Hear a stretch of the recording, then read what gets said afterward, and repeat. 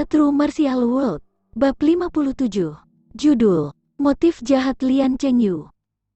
Pada saat ini, kompleks pemimpin klan suku Lian, Zhao Tiezu berlari masuk, dan dengan bersemangat melaporkan situasi rumah Yiyun kepada Lian Chengyu. Master muda Lian benar-benar memiliki rencana terbaik.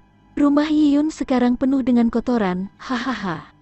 Zhao Tiezu tertawa dan Lian Chengyu hanya menjawab dengan diam, sambil melambaikan tangannya sambil berkata, "Pergi, dan sesekali perhatikan rumah Jiang Xiaoru, dan laporkan padaku kapan saja." Ya, anak kecil ini akan pergi." Zhao Tiezu menerima perintahnya sambil membungkuk sambil mundur keluar rumah. Zhao Tiezu sedang dalam suasana hati yang baik. Dia merasa bahwa Lian Chengyu mulai menyayanginya, karena dia memberinya tugas yang harus dilakukan. Setelah Zhao Tiezu pergi, Lian Chengyu dengan tenang menuangkan secangkir teh untuk dirinya sendiri. Dia kemudian mengisi cangkir lagi sampai penuh. Pada saat ini, dari dalam ruang belakang keluar seorang tetua berjubah kuning. Dia tertawa saat mengambil cangkir teh yang telah diisi Lian Chengyu dan menyesapnya. Tetua ini adalah pemimpin klan suku Lian. "Chengyu, kamu telah melakukan dengan baik tentang masalah ini. Aku benar-benar menjadi tua." Menggelengkan kepala sesepuh. Selama beberapa bulan terakhir, setiap masalah klan suku Lian ditangani oleh Lian Chengyu. Lian Chengyu telah menggunakan orang-orang kuat untuk memperbaiki tulang-tulang kuno, mengkhawatirkan tetua berjubah kuning karena akan ada kematian yang disebabkan oleh penyempurnaan tulang-tulang kuno.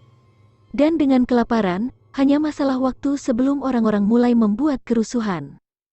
Bahkan jika Lian Chengyu menggunakan pil pengencer darah untuk menarik potensi kehidupan orang-orang itu, dan menstabilkan kondisi mereka, itu adalah metode yang tidak berkelanjutan karena itu mencabut kekuatan hidup mereka. Dalam beberapa hari, orang-orang itu akan sakit lagi dan mati.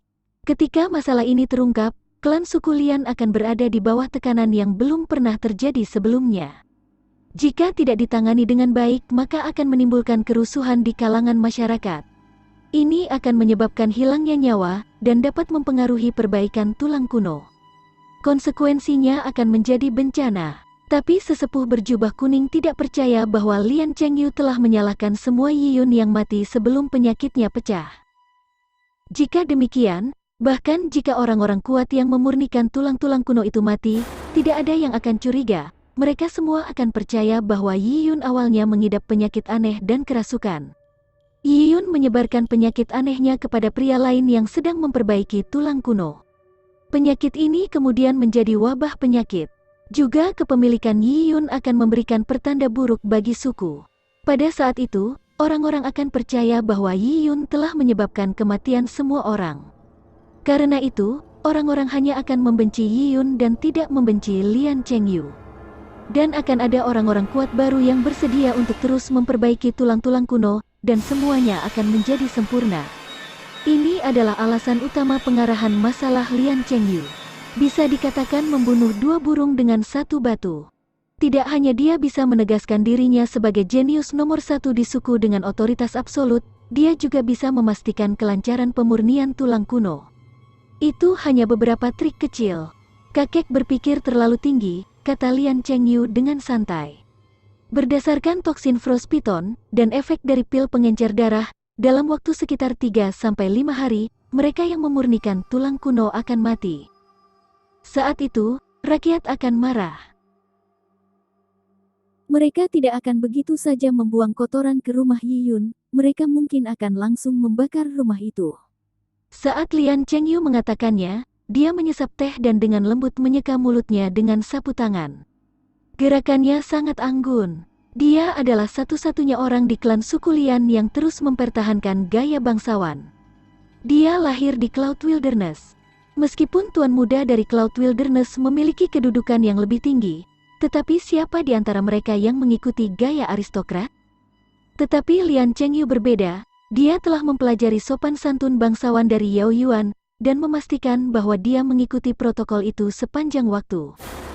Karena dia berpikir bahwa suatu hari dia ditakdirkan untuk menjadi salah satu kelas atas, dan bahkan berada di antara eselon atas kerajaan, dan menghadiri jamuan makan kerajaan.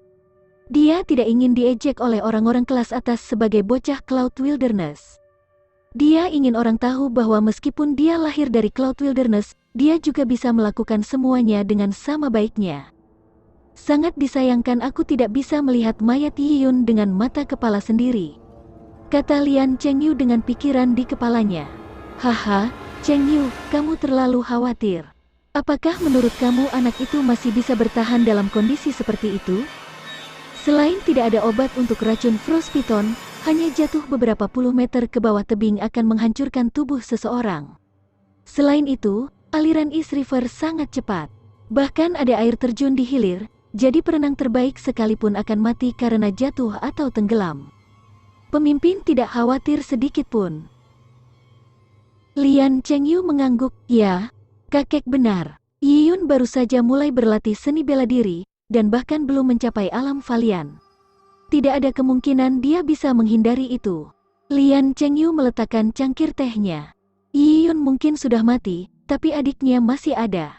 Setelah bencana ini, dan rumahnya diplester dengan kotoran sapi, dan dibakar, dia tidak punya tempat tujuan. Dia bahkan dibenci oleh semua orang di klan suku Lian, kecuali dirinya sendiri. Siapa yang mau memilikinya di bawah sayap mereka? Ketika dia memikirkan itu, senyum terbentuk di bibir Lian Chengyu. Gadis ini cepat atau lambat akan jatuh ke tangannya. Membiarkannya sedikit menderita akan melemahkan sikapnya, membuatnya lebih jinak. Apapun yang dia katakan akan menjadi apa adanya. Yiyun, Yiyun. Kau membuatku kehilangan muka di depan Master Zhang, membunuhmu dan kemudian menikmati kakakmu hanya bisa dianggap adil. Dengan kematianmu, aku sebenarnya menyelamatkan kakakmu. Di masa depan, dia akan dengan patuh mendengarkanku. Kamu bisa tenang di dunia bawah. Dan saat aku membuat kebangkitanku meroket, aku akan membiarkan dia menjadi salah satu selirku, dan tidak akan meninggalkannya. Hari akhirnya gelap, tetapi beberapa anak pemberani masih sangat berdedikasi. Mereka tidak pergi bahkan dalam kegelapan total sampai seluruh tumpukan kotoran sapi dibuang.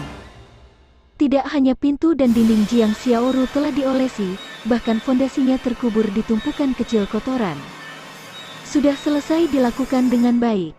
Lian Cuihua bertepuk tangan.